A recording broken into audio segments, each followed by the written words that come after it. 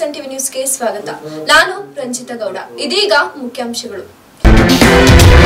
ವಿವಿಧ ಸಂಘ ಸಂಸ್ಥೆಗಳ ಸಹಯೋಗದಲ್ಲಿ ಉಚಿತ ಕೃತಕ ಕೈಕಾಲು ಜೋಡಣಾ ಶಿಬಿರಕ್ಕೆ ಚಾಲನೆ.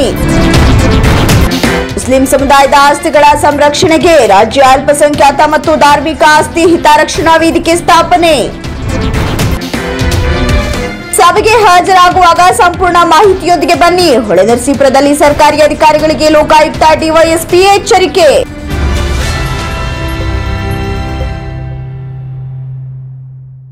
ಶಾಸಕ ಎಚ್.ಬಿ. ಸ್ವರೂಪ್ ಪ್ರಕಾಶ್ ಅವರ ಹುಟ್ಟುಹಬ್ಬದ ಅಂಗವಾಗಿ ವಿವಿಧ ಸಂಘ ಸಂಸ್ಥೆಗಳ ಸಹಯೋಗದಲ್ಲಿ ಇಂದಿನ ಉಚಿತ ಕೃತಕ ಕೈಕಾಲು ಜೋಡಣೆ ಶಿಬಿರ ಆರಂಭವಾಗಿದೆ.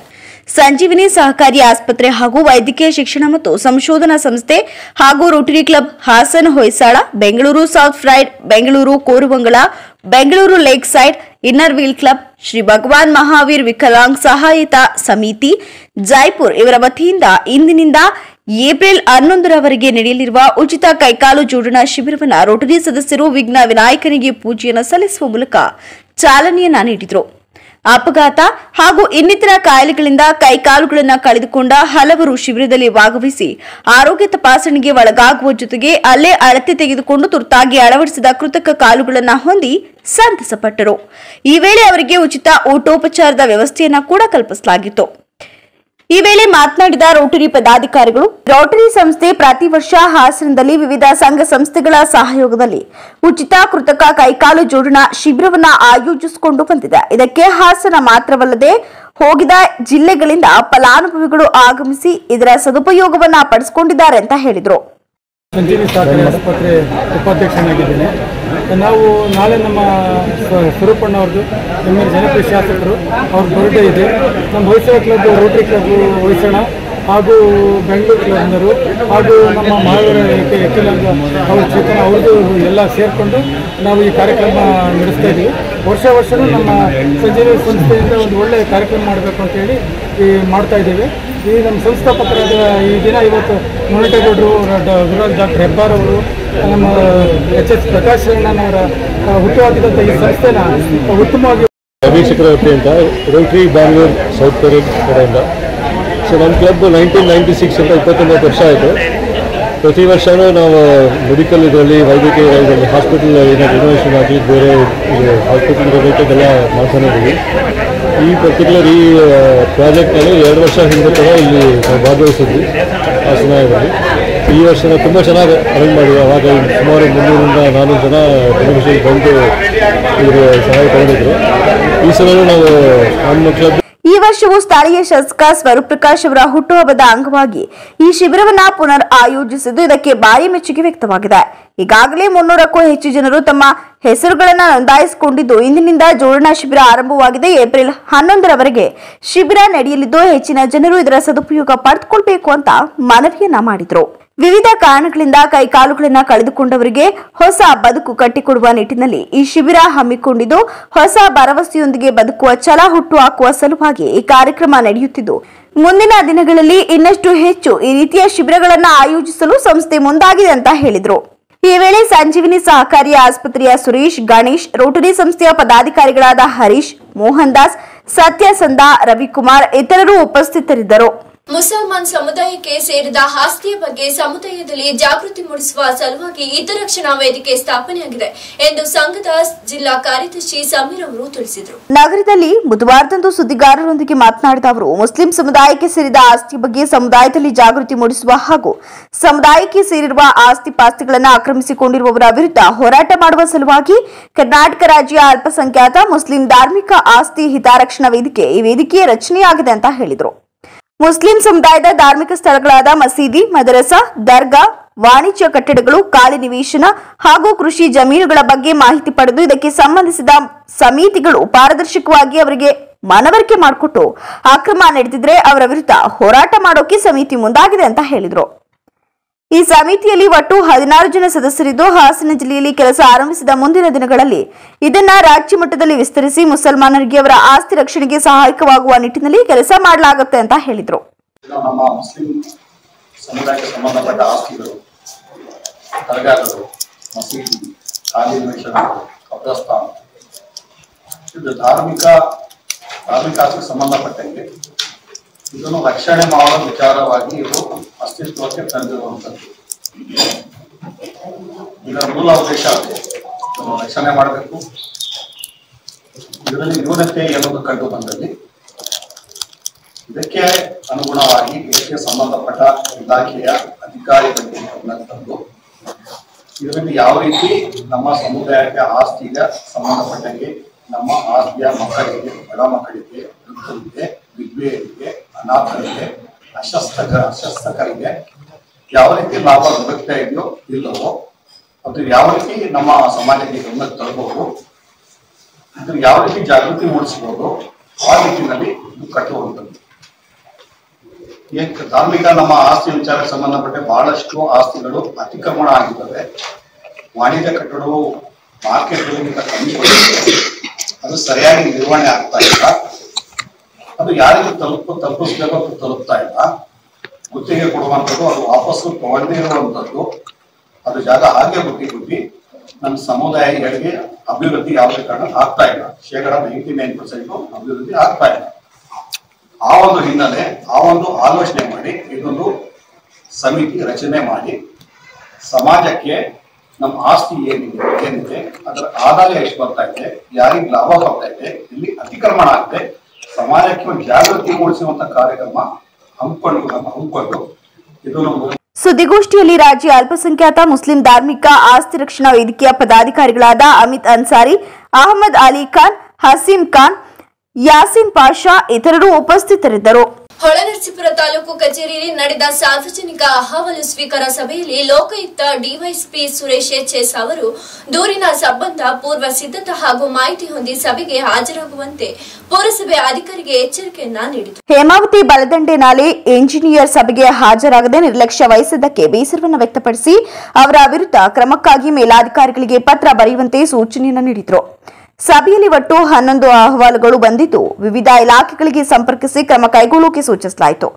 ಇದೇ ಮೊದಲ ಸಭೆ ಆಗಿದ್ದು ಮುಂದಿನಿಂದ ಪ್ರತಿ ತಿಂಗಳು 20ರಂದು ನಂತರ ಸಭೆ ನಡೆಯಲಿದ್ದು ಸಾರ್ವಜನಿಕರಿಗೆ ಮುಂಜಾಗೃತಿಯನ್ನ ನೀಡಲಾಗುತ್ತೆ ಅಂತ ಹೇಳಿದ್ರು. ಈ ಜಿಲ್ಲೆಯ ಪ್ರವಾಸ ಮಾಡ್ತಾ ಇದ್ದಾರೆ. ಇದ್ರ ಬಗ್ಗೆ ಈಗಾಗಲೇ ಡಿಸಿ ಕಚೇರಿನಲ್ಲಿ ಒಂದು ವಿಸಿ ನಡೆದಿದೆ. ಆ ವಿಸಿನಲ್ಲಿ ಡಿಸಿ ಅವರು, ಸಿಒ ಅವರು, ಎಲ್ಲಾ ಜಿಲ್ಲಾ ಮಟ್ಟದ ಅಧಿಕಾರಿಗಳು ಹಾಜರಿದ್ರು. ಆವಾಗ ತಹಸೀಲ್ದಾರ್ಗಳು ಇದ್ರು, ಇಒ ಇದ್ರು. ಅವರು ನಿಮ್ಗೆ ಸಂಬಂಧಪಟ್ಟ ಇಲಾಖೆಗೆ ನಿಮ್ಗೆ ಆಲ್ರೆಡಿ ಕಮ್ಯುನಿಕೇಟ್ ಮಾಡಿರಬಹುದು. ಮುಖ್ಯವಾಗಿ ಏನಪ್ಪಾ ಅಂದ್ರೆ, ಈ ಹಿಂದೆ ಸಾರ್ವಜನಿಕರು ನಮ್ಮ ಲೋಕಾಯುಕ್ತ ಸಂಸ್ಥೆಗೆ ಸಲ್ಲಿಸಿರುವ ದೂರುಗಳ ಪಟ್ಟಿಯನ್ನ ನಾನು ತಂದಿದ್ದೀನಿ. ಈ ಜಿಲ್ಲೆಗೆ 83 ದೂರುಗಳನ್ನ ಬಂದಿದ್ದಾವೆ. ಇವುಗಳ 83 ಏನ್ ಕಂಪ್ಲೇಂಟ್ ಇದೆ ನಮ್ಮ ಲೋಕಾಯುಕ್ತ ಸಂಸ್ಥೆಯಲ್ಲಿ ಅಷ್ಟು ಅನ್ನ ವಿಚಾರ ಮಾಡಲಾಗುತ್ತದೆ. ಯಾವಾಗ 16ನೇ ತಾರೀಕು ಜಿಲ್ಲಾ ಪಂಚಾಯತ್ ಸಭಾಂಗಣದಲ್ಲಿ ಅರ್ಜಿದಾರರು ಎದುರು ಅರ್ಜಿದಾರರನ್ನ ಕರೆಸಿ ಈ ಒಂದು ಅರ್ಜಿ ಬಗ್ಗೆ ಏನ್ ಕ್ರಮ ಆಗಿದೆ ಅಷ್ಟರಲ್ಲಿ ಸಂಬಂಧಪಟ್ಟಂತವರು ನೀವು ಅದನ್ನ ಅರ್ಜಿಯನ್ನ ಮುಕ್ತಾಯ ಮಾಡಿ ವಿಚಾರ ಮಾಡಿದ್ರೆ ಅದನ್ನು ನಾವು ಕನ್ಸಿಡರ್ ಮಾಡಿ ರೌಂಡ್ ಅಪ್ ಮಾಡಲಾಗಿದೆ.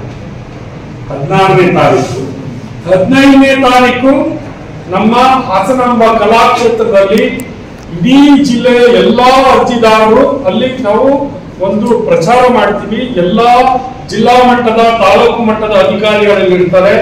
ಅಲ್ಲಿ ಅರ್ಜಿಯನ್ನ ಸ್ವೀಕಾರ ಮಾಡುವಂತ ಕಾರ್ಯಕ್ರಮ ಬೆಳಿಗ್ಗೆ 10ರಿಂದ ಸಂಜೆ 5 ಸಭೆಯಲ್ಲಿ ಇನ್ಸ್ಪೆಕ್ಟರ್ಗಳಾದ ಕೆ ಶಿಲ್ಪಾ, ಚಂದ್ರಶೇಖರ್ ಮತ್ತು ಅಧಿಕಾರಿಗಳು ಪಾಲ್ಗೊಂಡಿದ್ದರು.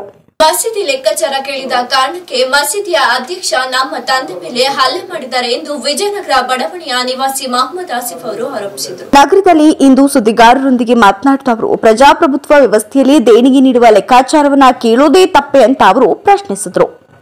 ಮಸೀದಿಯಲ್ಲಿ ಪ್ರಾರ್ಥನೆಯನ್ನ ಮುಗಿಸಿ ಹೊರಬರುವಾಗ ಅಧ್ಯಕ್ಷರು ಏಕಾಏಕಿ ಗಲಾಟೆ ಮಾಡಿ ಸಂಗಡಿಗರನ್ನ ಕರೆದುಕೊಂಡು ತಮ್ಮ 70 ವರ್ಷದ ತಂದೆಯ ಮೇಲೆ ಮಾರಣಾಂತಿಕ ಹಲ್ಲೆ ನಡೆಸಿದ್ದಾರೆ. ಈಗಾಗಲೇ ಈ ಕುರಿತು ಪ್ರಕರಣವನ್ನ ದಾಖಲಿಸಲಾಗಿದೆ ಅಂತ ಹೇಳಿದ್ರು.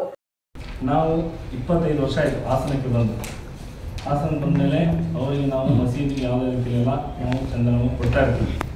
ಆದರೆ ಅವರು ನಮ್ಮನ್ನು ಏನು ಮಾಡ್ತಾ ಇದ್ದಾರೆ, ಲೆಕ್ಕ ಕೇಳಿದ್ವಿ ಅನ್ನೋ ವಿಚಾರದಲ್ಲಾಗಿ ಅವರು ನಮ್ಮ ಮೇಲೆ ಹಲ್ಲೆ ಮಾಡೋಕ್ಕೆ ಟ್ರೈ ಮಾಡ್ತಾರೆ.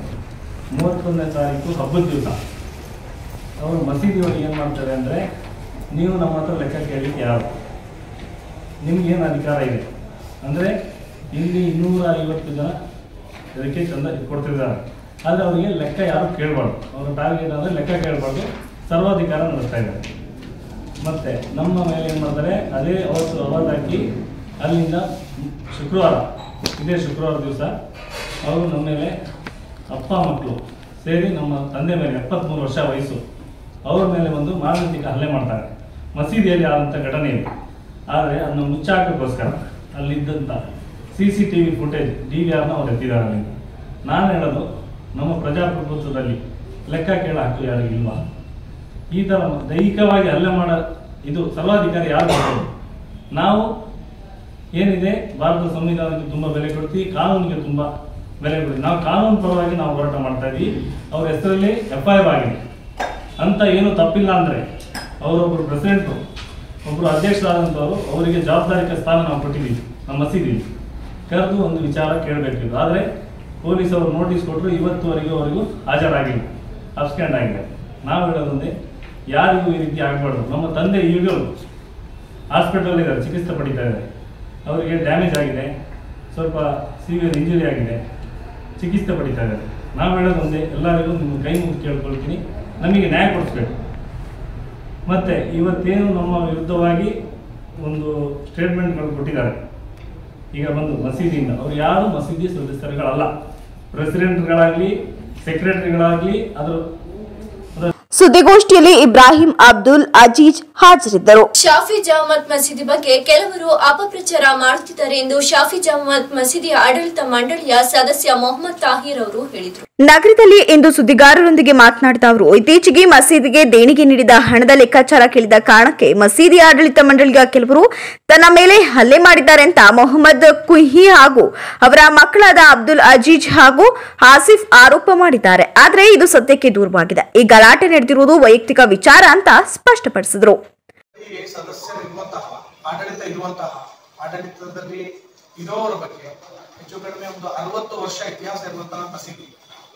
ಆ ಮಸೀದಿಯಲ್ಲಿ ಯಾರಿಗೂ ಇಲ್ಲದೆ ಇರುವಂತಹ ಒಂದು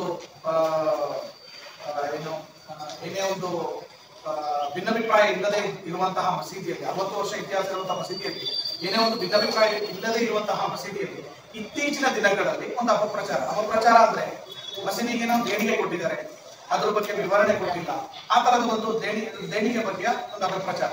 ದೇಣಿಗೆ ಕೊಟ್ಟರು ಇಸ್ಕೊಂಡ್ರು, ಆ ದೇಣಿಗೆಯ ಬಗ್ಗೆ ಏನ್ ಕೇಳಬೇಕು, ಎಲ್ಲಿ ಕೇಳಬೇಕು ಅನ್ನೋದನ್ನ ಒಂದು ಕ್ಲಾರಿಫಿಕೇಶನ್ ಅಪಪ್ರಚಾರ ಮಾಡೋದಕ್ಕೆ ಗೊತ್ತಿಲ್ಲ. ಸೊ ಅದ್ರ ಬಗ್ಗೆ ಕ್ಲಾರಿಫಿಕೇಶನ್ ಮಾಡ್ತಾ ಇರೋರು ಅಹಮದ್ ಕುಂದಿ ಅಂತ ಹೇಳಿ.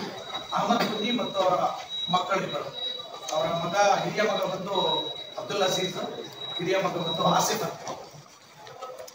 ಮಸೀದಿಯ ಆಡಳಿತದ ಬಗ್ಗೆ ಅಪಪ್ರಚಾರ ಅಂದ್ರೆ ಅವರ ವೈಯಕ್ತಿಕವಾಗಿ ಏನಿರ್ಬೋದು, ಅದು ನಮಗೆ ಅವಶ್ಯಕತೆ ಇಲ್ಲ, ನಾವು ಅದು ಕೇಳುವುದಿಲ್ಲ. ಬಟ್ ಅದನ್ನ ಇಟ್ಕೊಂಡು ಇವರು ಏನಕ್ಕೆ ಅಂದ್ರೆ ಸುದ್ದಿಗೋಷ್ಠಿಯಲ್ಲಿ ಮಸೀದಿ ಆಡಳಿತ ಮಂಡಳಿಯ ಸದಸ್ಯರಾದ ಮೊಹಮ್ಮದ್ ರಫೀಕ್, ಲತೀಫ್, ಶಫೀಕ್, ಮೊಹಮ್ಮದ್ ರಫೀಕ್ ಇತರರು ಉಪಸ್ಥಿತರಿದ್ದರು. ಸಕಲೇಶಪುರ ತಾಲೂಕು ಜೇನು ಪೋಷಕರ ಸಹಕಾರ ಸಂಘದ ಅಧ್ಯಕ್ಷ ಸ್ಥಾನಕ್ಕೆ 3ನೇ ಬಾರಿಗೆ ಜೈ ಮಾರುತಿ ದೇವರಾಜ್ ಅವರು ಆಯ್ಕೆಯಾಗಿದ್ದಾರೆ. ಇಂದು ನಡೆದ ಚುನಾವಣೆಯಲ್ಲಿ ಜೈ ಮಾರುತಿ ದೇವರಾಜ್ ಅಧ್ಯಕ್ಷರಾಗಿ HS ಕೃಷ್ಣೇಗೌಡರು ಉಪಾಧ್ಯಕ್ಷರಾಗಿ ಅವಿರೋಧವಾಗಿ ಆಯ್ಕೆಯಾಗಿದ್ದಾರೆ. ಈ ಸಂದರ್ಭದಲ್ಲಿ ಮಾತನಾಡಿದ ಜೈ ಮಾರುತಿ ದೇವರಾಜ್ ಅವರು, ನನ್ನನ್ನು 3ನೇ ಬಾರಿ ಆಯ್ಕೆ ಮಾಡಲಾಗಿದೆ. ಇದರಿಂದ ನನ್ನ ಜವಾಬ್ದಾರಿ ಬಹಳಷ್ಟು ಹೆಚ್ಚಿದೆ. ಸಹಕಾರ ಸಂಘವನ್ನ ಇನ್ನಷ್ಟು ಉನ್ನತ ಸ್ಥಾನಕ್ಕೆ ತೆಗೆದುಕೊಂಡು ಹೋಗುವುದಾಗಿ ಹೇಳಿದರು. ಇತ್ತೀಚೆಗೆ ಜೇನು ಹುಳುಗಳು ಸಂತತಿ ಕಡಿಮೆಯಾಗಿದೆ. ಇದರಿಂದ ಸ್ಥಳೀಯವಾಗಿ ಜೇನು ಉತ್ಪಾದನೆ ಕುಂಠಿತವಾಗಿದೆ. ಹಾಗಾಗಿ ಹೊರ ರಾಜ್ಯಗಳಿಂದ ಜೇನನ್ನು ತರಿಸಿ ಸಂಸ್ಕರಣೆ ಮಾಡಿ ವಿತರಿಸಲಾಗುತ್ತಿದೆ ಅಂತ ಹೇಳಿದರು. ಈ ದಿನ ಜೇನು ಪೋಷಕರ ಸಹಕಾರ ಸಂಘದ ಅಧ್ಯಕ್ಷರು ಹಾಗೂ ಉಪಾಧ್ಯಕ್ಷರ ಚುನಾವಣೆ ನಮ್ಮ ಚುನಾವಣೆ ಅಧಿಕಾರಿಯವರ ನೇತೃತ್ವದಲ್ಲಿ ಜರುಗಿದೆ. ಈ ಒಂದು ಚುನಾವಣೆ ಸಂದರ್ಭದಲ್ಲಿ ನಾನು ಕೂಡ ಹಾಗೂ ನನ್ನ ಮಿತ್ರರಾದ ಕೃಷ್ಣೇಗೌಡರನ್ನ ಈ ಸಂದರ್ಭದಲ್ಲಿ ಅವಿರೋಧವಾಗಿ ಆಯ್ಕೆಯನ್ನು ಮಾಡುತ್ತಾರೆ. ಅದರಿಂದ ಈ ಸೊಸೈಟಿ ಡೈರೆಕ್ಟರ್ಗಳಿಗೆ ಧನ್ಯವಾದಗಳನ್ನ ಪ್ರಥಮವಾಗಿ ಧನ್ಯವಾದ ಹೇಳಲಿಕ್ಕೆ ಇಷ್ಟಪಡ್ತೇನೆ. ಹಾಗೆ ಈ ಒಂದು ಸಂದರ್ಭದಲ್ಲಿ ಈ ಒಂದು ಅಧ್ಯಕ್ಷರ ಚುನಾವಣೆಯಲ್ಲಿ ಭಾಗಿಯಾಗಿ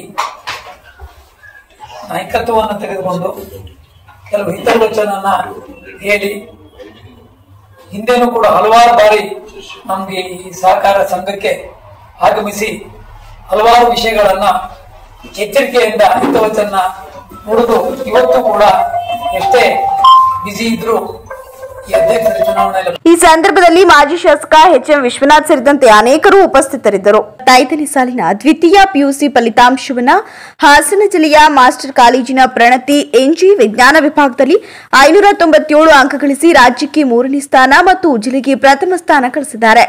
ಇವರೊಂದಿಗೆ ಅದೇ ಕಾಲೇಜಿನ ಪ್ರೀತಂ ಎಸ್ ಮತ್ತು ಪ್ರೀತಂ ವೈ ಆರಾಧ್ಯ ಇಬ್ಬರು 594 ಅಂಕ ಗಳಿಸಿ ಜಿಲ್ಲೆಯ 2ನೇ ಸ್ಥಾನವನ್ನು ತಮ್ಮದಾಗಿಸಿಕೊಂಡಿದ್ದಾರೆ. ಇವರೊಂದಿಗೆ ಅದೇ ಕಾಲೇಜಿನ ಪದವಿ ಕೆಆರ್ 592 ಅಂಕ, ಪುನರ್ವಾ ವಿ ಮತ್ತು ಗಗನ್ ಡಿಎಚ್ ತಲಾ 590 ಅಂಕಗಳನ್ನು ಗಳಿಸಿ ತಮ್ಮ ಕಾಲೇಜಿಗೆ ಮತ್ತು ಜಿಲ್ಲೆಗೆ ಹೆಮ್ಮೆ ತಂದಿದ್ದಾರೆ. ಈ ಸಂದರ್ಭದಲ್ಲಿ ಮಾತನಾಡಿದ ವಿದ್ಯಾರ್ಥಿಗಳು, ತಮಗೆ ಬಂದ ಫಲಿತಾಂಶ ತುಂಬಾ ಖುಷಿಯಾಗಿದೆ. ನಮ್ಮ ಕಾಲೇಜಿನಲ್ಲಿ ಉತ್ತಮವಾಗಿ ಪಾಠ ಪ್ರವಚನಗಳನ್ನು ಮಾಡಿದ್ದು, ಎಲ್ಲ ಉಪನ್ಯಾಸಕರು ನಮಗೆ ಅನುಕೂಲಗಳನ್ನ ಮಾಡಿದ್ದು ನಮಗೆ ಹೆಚ್ಚು ಅಂಕಗಳನ್ನು ಗಳಿಸುವುದಕ್ಕೆ ಸಹಕಾರಿಯಾಗಿದೆ. ಜೊತೆಗೆ ಪೋಷಕರ ಬೆಂಬಲ ಕೂಡ ಇತ್ತು ಅಂತ ಎಲ್ಲರಿಗೂ ಧನ್ಯವಾದಗಳನ್ನು ತಿಳಿಸಿದರು. ನಂತರ ಮಾತನಾಡಿದ ಮಾಸ್ಟರ್ ಪಿಯು ಕಾಲೇಜಿನ ಪ್ರಾಂಶುಪಾಲ ಮಂಜುನಾಥ್, ನಮ್ಮ ಕಾಲೇಜಿನ ವಿದ್ಯಾರ್ಥಿಗಳು ಹೆಚ್ಚಿನ ಶ್ರಮ ವಹಿಸಿ ಹೆಚ್ಚು ಅಂಕಗಳನ್ನು ಪಡೆದು ಕಾಲೇಜಿನ ಮತ್ತು ಜಿಲ್ಲೆಯ ಹಿರಿಮೆಯನ್ನ ಹೆಚ್ಚು ಮಾಡಿದ್ದಾರೆ. ಅದರಲ್ಲೂ ಪ್ರಣತಿ ಎಂಬ ವಿದ್ಯಾರ್ಥಿನಿ 597 ಅಂಕ ಗಳಿಸಿ ರಾಜ್ಯಕ್ಕೆ 3ನೇ ಸ್ಥಾನ ಮತ್ತು ಜಿಲ್ಲೆಗೆ ಪ್ರಥಮ ಸ್ಥಾನ ಪಡೆದಿದ್ದಾರೆ. ಅವರು ಆಂಗ್ಲ ಭಾಷೆಯಲ್ಲಿ ಮಾತ್ರ 97 ಅಂಕ ಪಡೆದು ಉಳಿದ 5 ವಿಷಯಗಳಲ್ಲಿ 100ಕ್ಕೆ 100 ಅಂಕ ಪಡೆದಿದ್ದಾರೆ ಅಂತ ತಿಳಿಸಿ ಎಲ್ಲರಿಗೂ ಅಭಿನಂದಿಸಿದರು.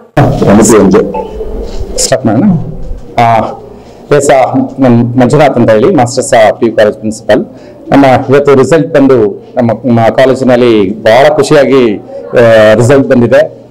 ಯಾಕಂದ್ರೆ ಇಡೀ ಸ್ಟೇಟಿಗೆ ಸೈನ್ಸ್ ಅಲ್ಲಿ ವಿಜ್ಞಾನ ವಿಭಾಗದಲ್ಲಿ 597 ಅಂಕಗಳನ್ನ ನಮ್ಮ ಕಾಲೇಜಿನ ವಿದ್ಯಾರ್ಥಿನಿ ಪ್ರಣತಿ ಅವರು ತಗೊಂಡಿದ್ದಾರೆ.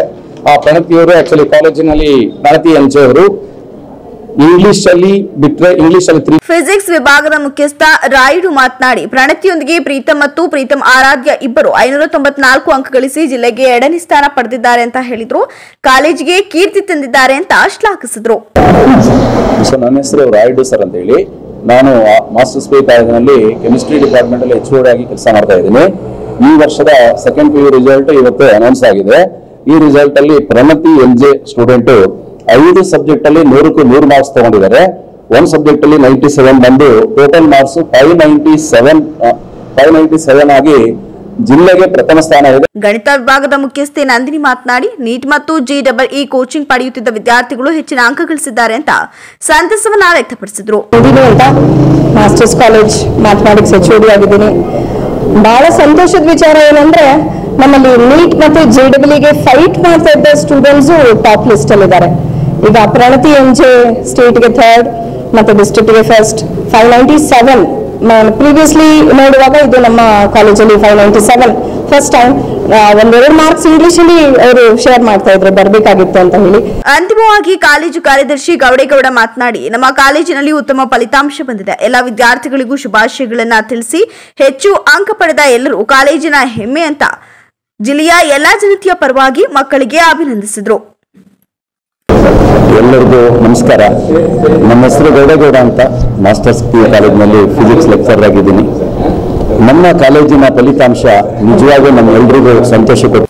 ಕೊನೆಯಲ್ಲಿ ಮತ್ತೊಮ್ಮೆ ಮುಖ್ಯಾಂಶಗಳು. ವಿವಿಧ ಸಂಘ ಸಂಸ್ಥೆಗಳ ಸಹಯೋಗದಲ್ಲಿ ಉಚಿತ ಕೃತಕ ಕೈಕಾಲು ಜೋಡಣಾ ಶಿಬಿರಕ್ಕೆ ಚಾಲನೆ. ಮುಸ್ಲಿಂ ಸಮುದಾಯದ ಆಸ್ತಿಗಳ ಸಂರಕ್ಷಣೆಗೆ ರಾಜ್ಯ ಅಲ್ಪಸಂಖ್ಯಾತ ಮತ್ತು ಧಾರ್ಮಿಕ ಆಸ್ತಿ ಹಿತರಕ್ಷಣಾ ವೇದಿಕೆ ಸ್ಥಾಪನೆ. ಸಭೆಗೆ ಹಾಜರಾಗುವಾಗ ಸಂಪೂರ್ಣ ಮಾಹಿತಿಯೊಂದಿಗೆ ಬನ್ನಿ. ಹೊಳೆನರಸೀಪುರದಲ್ಲಿ ಸರ್ಕಾರಿ ಅಧಿಕಾರಿಗಳಿಗೆ ಲೋಕಾಯುಕ್ತ ಡಿವೈಎಸ್ಪಿ ಎಚ್ಚರಿಕೆ.